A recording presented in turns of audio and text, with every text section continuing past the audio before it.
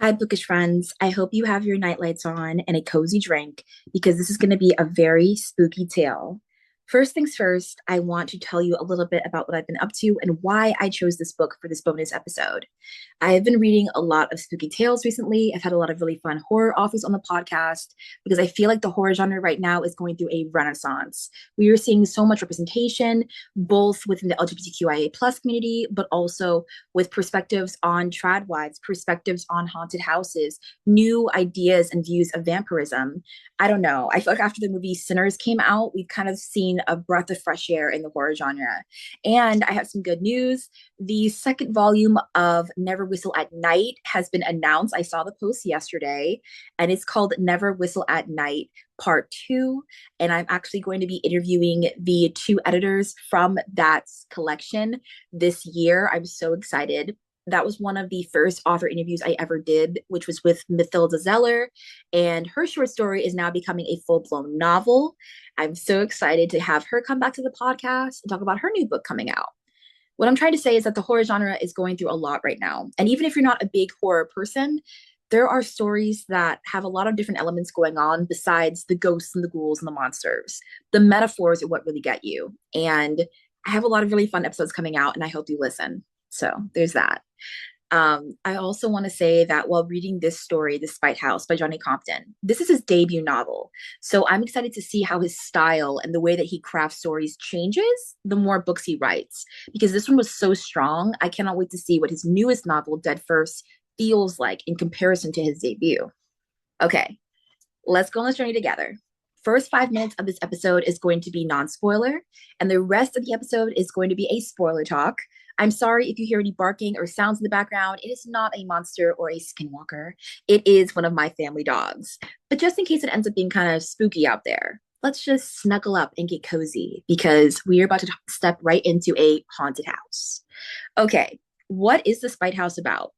The Spite House is about the mansion and the spooky, spooky land and who haunts that land and what was on the land before the house was there. We also get a lot of different perspectives in this debut novel. So if I do talk about a lot of characters while talking about this book, it's because there's a lot of characters in this book. But I promise the twists and turns are chilling. Okay, so the Spite House follows Eric. He is a single father with two daughters. He's got an 18-year-old and a 7-year-old, and they're running from something. And within this novel, you hop straight into it. They are going from town to town, and Eric is trying to provide for his family while also kind of conquering his own demons and trying to be supportive and sweet to his daughters while also setting boundaries about why they have to be on the run. You get the perspective of his 18-year-old daughter and how she's kind of managing while they're on the run. And you're in the dark for a majority of the book until you get the big twist. Then you get the perspective of the 7-year-old daughter, Stacy, and her point of view is that she can see ghosts. So while they're on the run, she sees her great grandmother who passed away. She sees ghosts trying to tell her to remember something, but she doesn't know what. You get the 18-year-old daughter's perspective about their life before they were on the run. And then you get Eric's perspective as he finds this ad for a haunted house and how the owner of the haunted house is willing to pay lots of money if you can stay in the house and write in this journal about what you see, because she wants proof it's haunted for her own personal devious reasons. She's an older woman and she's got a dark past. And from this story, you get her perspective as well. So when she tells a character something, you actually get to hear from her point of view, the secrets she's holding onto and why, along with the history of the house, which is very important for the people still within. This story is twisty and spooky, and it redefines this perspective of the haunted house. I did want to say that while reading it, if you really enjoyed The Haunting of Hill House or The Haunting of Bly Manor, along with the twisted family dynamics of The Babadook, this is the book for you. I also really enjoyed how the house itself felt like a really intense character in the story, like a shadowy figure kind of watching over your shoulder in the best way I can describe it. This book is 261 pages. I read the audiobook in 2 days. It came out February 7th of 2023, and this is Johnny Compton's debut novel.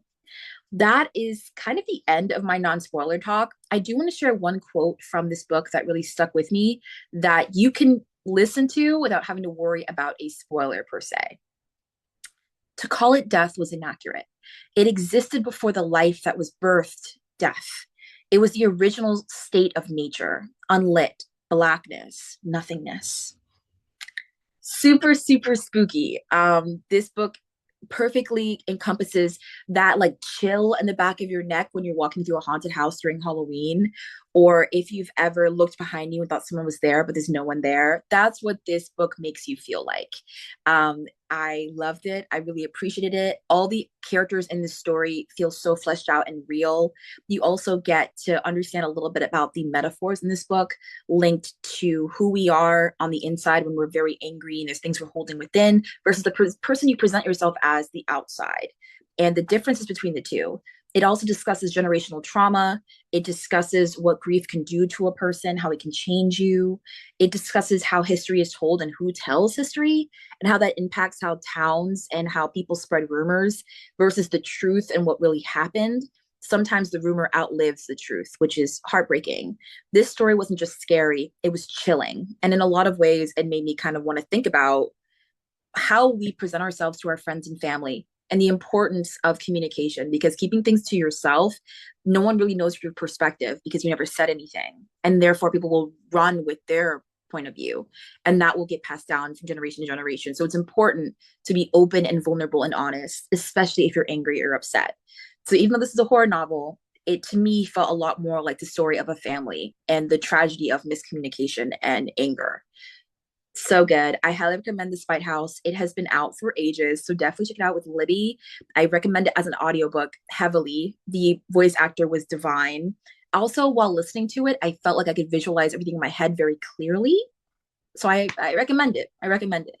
I'm also excited to say that I'll be having the author, Johnny Compton, on my podcast very soon to discuss all of his books, but more so to highlight his newest book, which has some chilling, spooky elements.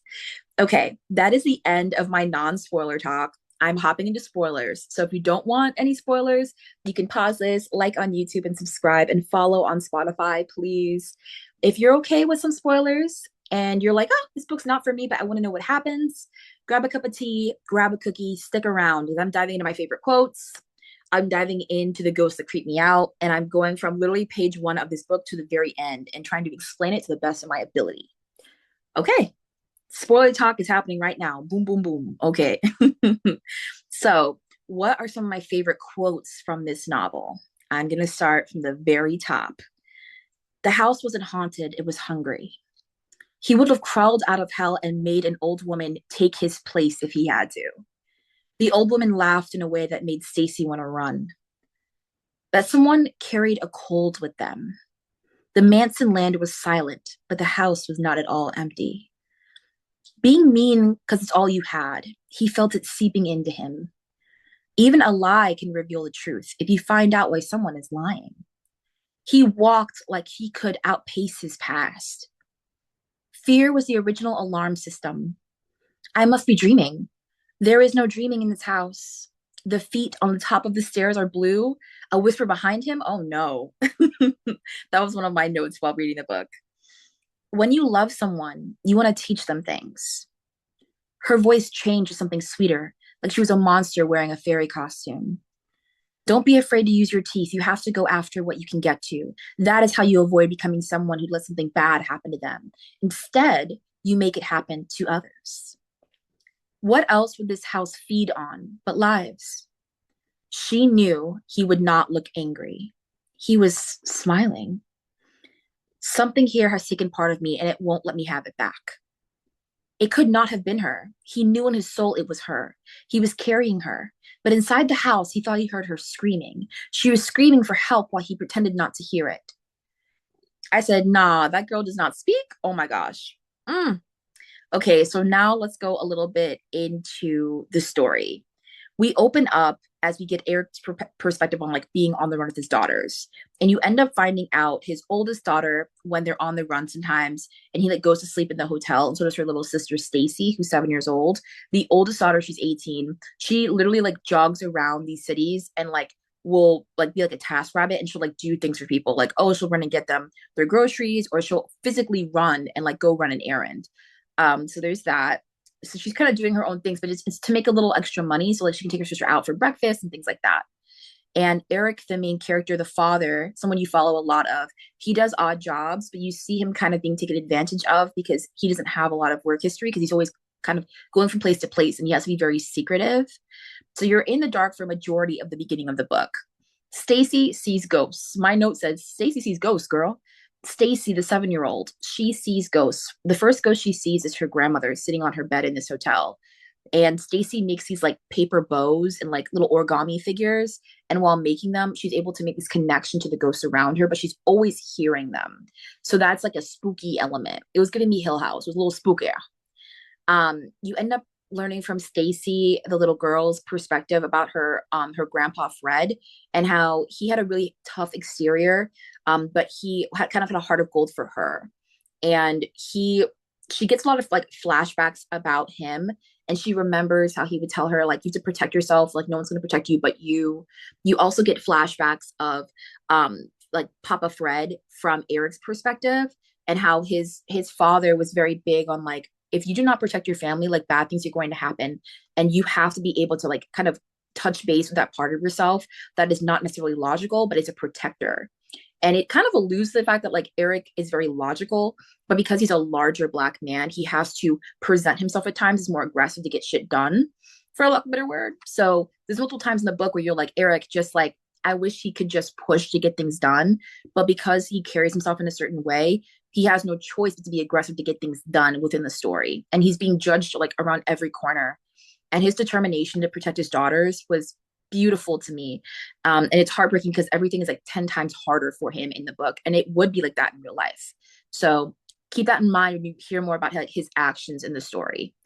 There is a family curse tied to the Masson house. So the Masson house is the ad that Eric finds about this haunted house that this woman named Eunice in this small town in Texas.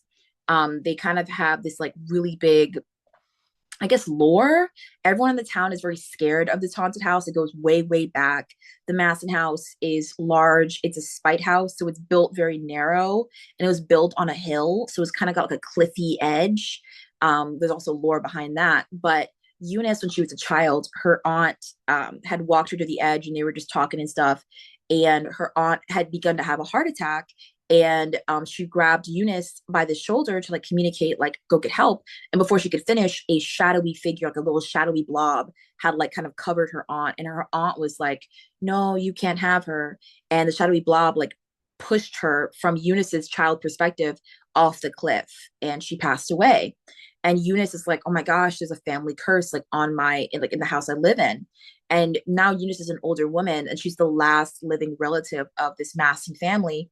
And she feels like whatever's in the house is going to kill her violently, or like even when she dies, like she's still going to suffer. So she wants to send people into the house and like pay them lots of money if they survive to write in a journal and like report back what they see, so she can try to get evidence and maybe find a solution before she dies. She has this like live-in nurse who like checks her heart rate and everything. Like she's getting older. She knows she's gonna die soon. So she wants to find a solution. So that's from the owner of the haunted house's perspective. The book hops around a little bit from person to person. So keep that in mind. So we have the older woman's perspective, Eunice. House is haunted, family curse. Eunice will tell Eric throughout the story, like, oh, people have gotten hurt in the house, but it's not that bad. If it gets really bad, you could bring your daughters to my mansion on the other side of town, but you have to stay in the house and you have to report back. And Eric's like, fine, I'll report back, but if my daughters get in danger, I'm not doing this. I'm bringing them to your house, no questions asked. And Eunice is like, yeah, for sure, no problem. But you get Eunice's perspective, and you know that kids have not survived the house. And she has never told Eric that. He knows it's haunted, but he doesn't know the extent of that. And I think in the beginning of the story, he did have a semblance of disbelief. And it very, very quickly gets like kind of corrected. You also get the perspective of Max and his wife. I'm going to name her Jim because I don't remember her name in the book. But Max was this guy who went into the house, and he was like a ghost hunter, and his wife was too. And they would go into houses and like record things and stuff, and they post it on social media. And they thought that by going into this house, it would be like Bobo, like not really anything. And his wife goes in, and one day she was writing in the journal like what the things that she was seeing in real time. And she's thinking like she sees these two little kids and they run into the house and they're giggling and stuff. It's a boy and a girl. And she says like they won't let her out. She talks about like hearing an old man in a room, like him saying, I didn't do it, I didn't hurt them. And as she's writing in the journal, like her signature and like like the way she's writing is getting like more and more discombobulated.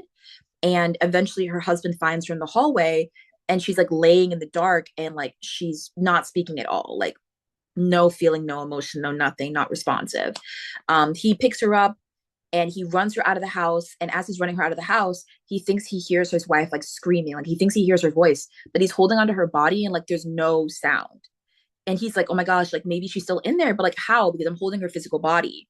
So I'm thinking like, oh, astral projection. Like maybe when she was sleeping, like her spirit left her body. But no, the house like took her soul and like her soul is in the house, but her body, her physical body could leave, but her soul is in the house. So she's pretty much like not there. Um, and that's she becomes like a ghost of the house. Like the kids in real time, like Eric's kids, like they see this white woman like walking around the house, like it's like saying like I have to get out, I have to get out. Then she'll like disappear, and they're like, oh, she must be a ghost. Eric's aware of the haunted house. His daughters are aware of the haunted house.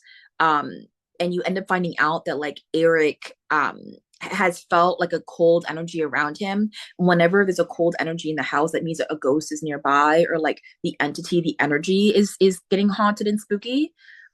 His oldest daughter is getting kind of scared, and you end up finding out that the two kids that are running around the house like spooky, like the Shining style, they were the niece and nephew of one of the owners of the house way back in the day.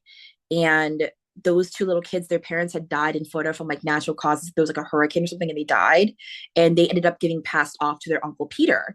Their Uncle Peter was previously this like soldier. He had PTSD. He was a nurse and stuff. And the townspeople kind of thought he was weird and strange. He was kind of aloof. He had a bad relationship with his brother before he passed away. So the kids thought that he took them out of spite. He thought that he took them away from their home just to like hurt them. But you get Uncle Peter's perspective, and he genuinely just wanted to care for them. And it was truly a miscommunication situation, but the kids deeply disliked him. They felt lonely, they were grieving, they were going through a lot, and he was not this like soft and sweet, fluffy guy. So the kids had this sense of anger towards him for taking them away from their home. But in reality, like they didn't have a lot of people to watch them. Like Peter was their best option. But because they're kids, they don't know that, and he didn't communicate that. So they've got a lot of anger and frustration in the past. And they go like way, way back. They're like old ghosts. And you get a flashback even further from the kids. So you're like, okay, like they're angry in the house. These little kids from the past are angry in the house. You get a flashback from Eunice, and Eunice, the owner of the house in present day, is like telling Eric, like, yeah, on the land during the Civil War, there were like all these like black soldiers who had come back and they were trying to run away from everything. And her like great grandparents had like unalived these people on the land and had like buried them and hid them. And their souls, to her understanding, are probably haunting the land even before the house was built there. So you got those ghosts and those problems, and that like generational anger and frustration and hate. And Eunice says, like, oh, they tried to give the house to one of the ancestors of one of the men that they killed. But that ended up being Uncle Peter. And even though he owns the land, he owned the property, down the cliff was this little like orphanage. And there were like nuns there and stuff. And the kids at the orphanage would bully the two little kids currently living in the house. They would bully them. And the older sister, the longer she stayed in the house, the more angry she became. And her little brother, he was trying to, say like, oh, I've been mourning, I miss mom and dad. Like he was trying to open up to her, but she just kept like pushing him away, pushing him away. And eventually he got angry and he got spiteful. And one day that little boy locked himself in this hallway, like both doors. He was covered in darkness. And he was like, oh, the orphanage kids say that, like this house is going to eat me up. And like all those rumors, all that anger he really did feel. Something in the house like became shadow like. And he was like, I want to disappear, I want to disappear. And he ends up disappearing in the hallway. And the sister tries to unlock the door with like a butter knife. And she finally unlocks the door and he's gone. So the Uncle Peter gets there and Uncle Peter is like, where's your brother? And the girl is like, my brother's gone. The house ate him. And the uncle's like, girl. And she's trying to communicate like, oh, the house ate him, the house ate him. And the Uncle Peter does not believe her in the past. So he grabs her, he shakes her, he accidentally pushes her, like he releases her after shaking her, and her head hits the table and she's gone. She's no longer on this earth with us. It was an accident, but yes, he did. Yeah, she's not here anymore. So he turns around and all this fear and guilt he feels, he hears the house like talking to him, like all the voices, what I assumed were like the ghosts of the boys who had passed away there, all the angry spirits telling him in his own voice, like, if you pick her up and try to take her outside for the nuns to help her, everyone's going to think that you hurt her. Everyone's going to think that it's your fault. You should just bring her upstairs. Like, you don't want the town to judge you. They're going to think you're crazy. So he picks her up. He's going to go take her upstairs. But when he turns around, her body is gone. So the house had like sucked her in too. So now he goes up the stairs to his room. He's hiding in his room. He feels so much guilt and he's in denial. Like, oh, I didn't mean to hurt her. I didn't mean to hurt her. And long story short, he hears the ghosts of the niece and nephew like giggling throughout the house, like, running around, like haunting him. And he's in that room for so long, he becomes a ghost. And that is now the ghost that the kids in present day and the white girl from the past, who's her soul's stuck in the house too, that is the same ghost they're seeing. So if you die in the house, like your spirit stays there. Keep that in mind. So we're keeping all of this involved. Eric is seeing all these spooky ghosts. And one day when he's in the hallway where the little boy, or his spirit went away, he's in the hallway. He sees the white girl like scratching at the floor. Like, I need to get out of here. I need to get out of here. And he's like, who the hell is this? She disappears.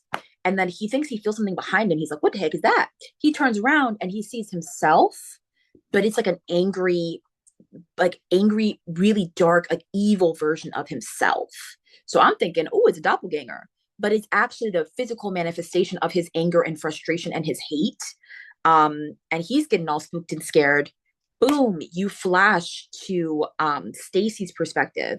And this little girl is like, she's still seeing ghosts. She sees ghosts when she's at Eunice's house in the mansion, because he ends up sending his daughters to the mansion. It gets real spooky. The two little haunted kids look at his daughters when they're in the house and like, you can never get out. We're going to haunt you. So the kids are like, I'm out of 5,000. So the dad takes the kids away. They go to Eunice's mansion. He's thinking that they're safe there.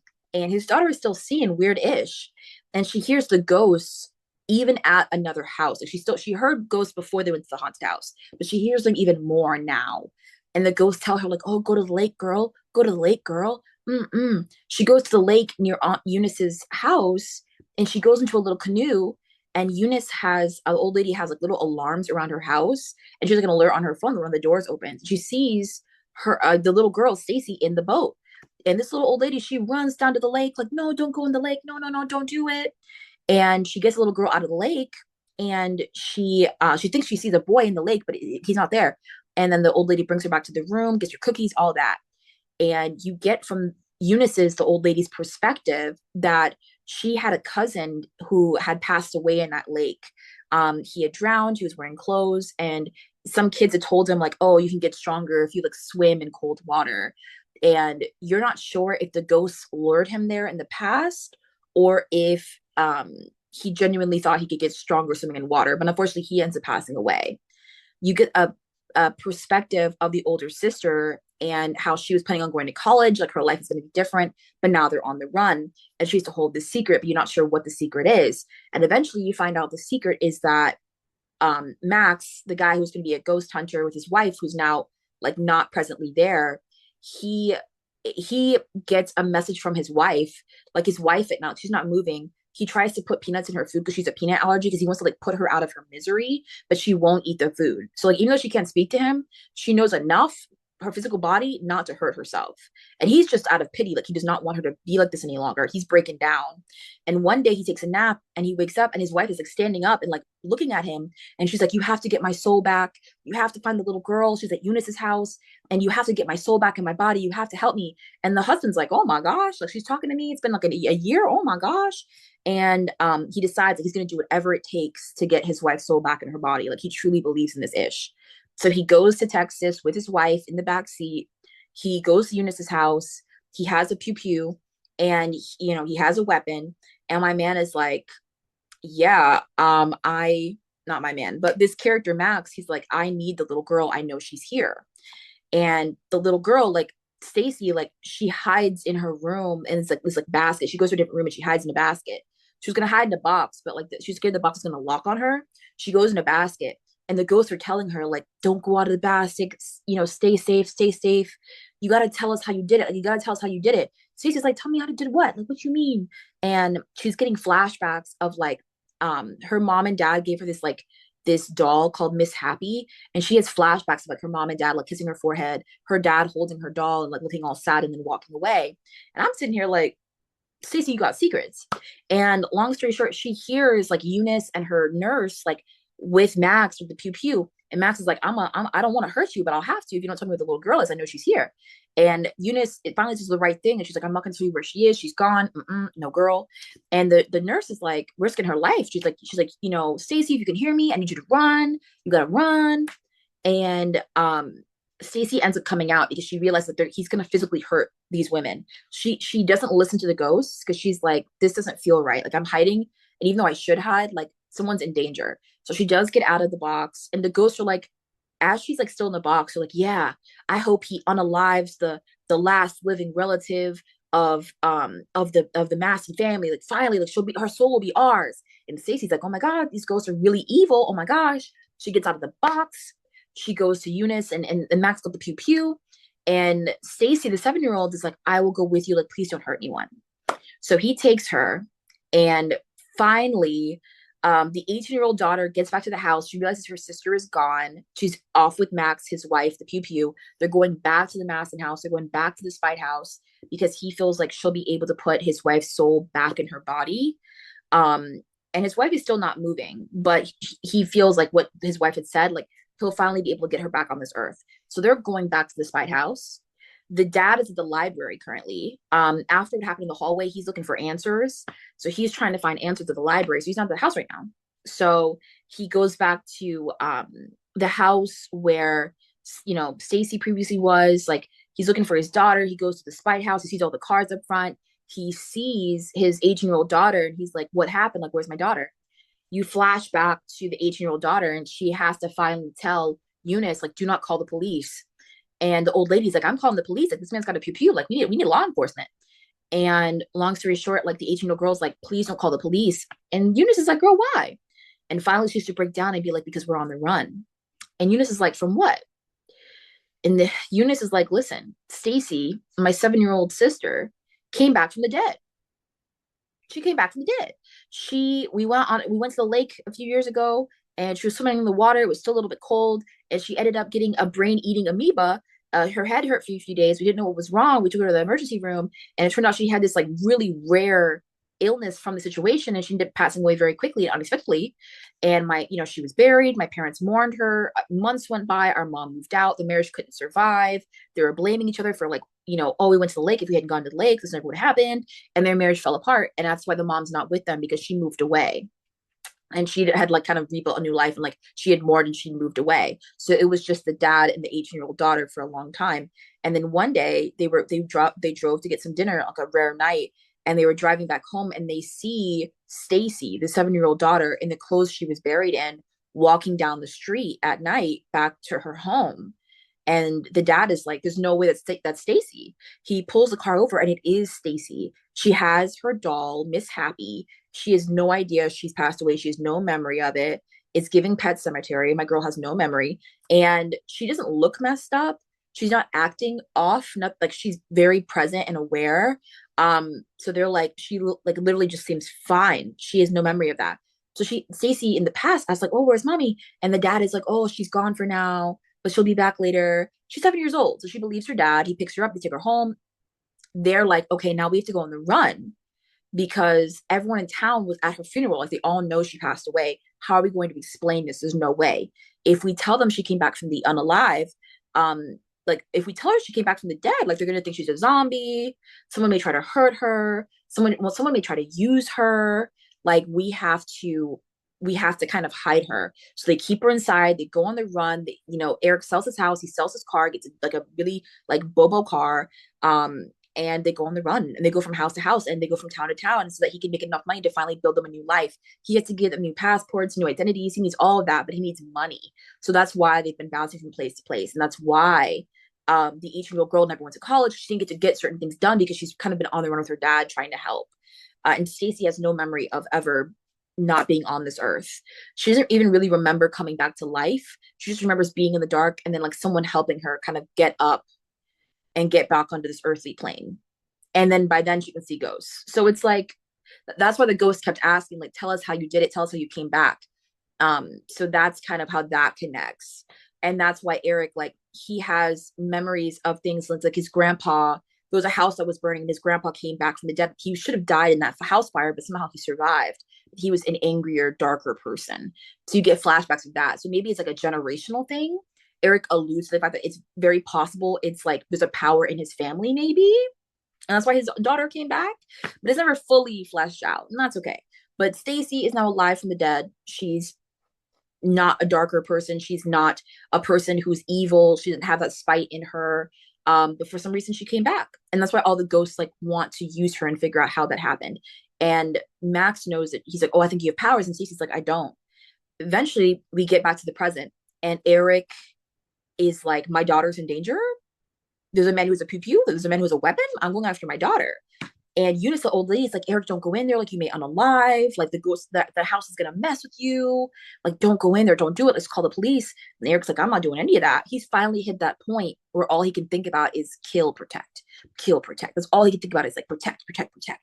He finally hits that point that his uncle, or sorry, that his grandpa had told him about. Like, you have to get to a certain point of survival where all that matters is like family. So he gets in there. He sees the ghost children. They run off. And he asked the house, like, I will do anything to get my daughter back. Like, I swear to you, like, I would do anything. Like, use me, but bring my daughter back, please. Because there's so many rooms in the house, like, he doesn't know where to look. And like a mist comes, and he's able to see which room his daughter's in.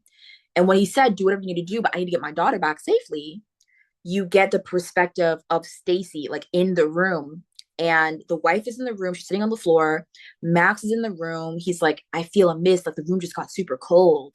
And Stacey's getting all scared. It's dark in there. She doesn't know how to bring someone back. Like she's not really sure. And before she can do anything, the wife, like the mist comes over her and her soul is back in her body. And she can see her hands, like she can move, but it's very quick because after that, you hear like Eric on the other side of the wall being like, I will do anything. Like, please just bring my daughter back to me safely. Like, I will literally do anything. Take me, but just give me my daughter back safely. And Eric is on the other side. He's trying to find his daughter. He's so angry. He's so full of frustration that must have manifested because now Max, the guy who was a ghost hunter, and his wife, the shadows kind of go over them. They suffer and then they disappear. So you're assuming the house probably sucked them into whatever they were, like that dark place.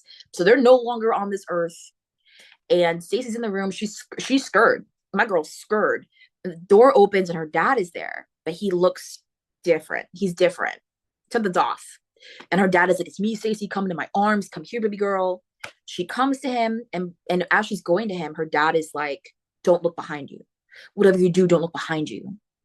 And then you get Eric's perspective of what was behind her. And what was behind her was that darker, evil version of himself is in the shadows. Like in the room she was in, he was in the shadows.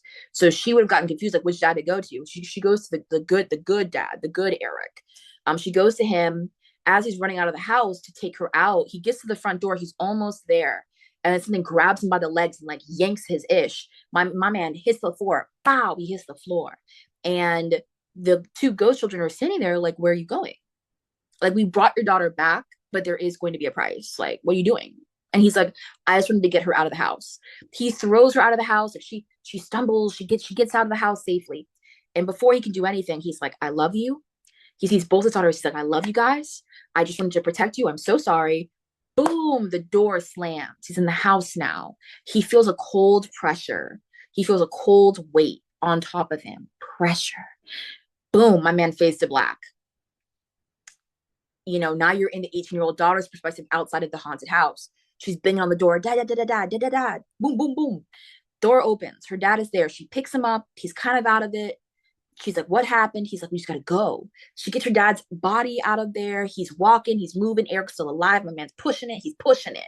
They get out of the house. They get to the car. They go to the woman who's caring for Eunice. She has like a little house. They don't want to go back to the mansion that Eunice lives in because girl, this goes there too. So they go to the nurse's house. You know, the dad is very angry because he's like, Eunice, you kept secrets. You didn't tell me that kids had suffered there. You didn't tell me the story of the two little kids who live in there. He now knows what they want. And he's like, the only way that you can get answers about this haunted house is for the kids want you to tell their story.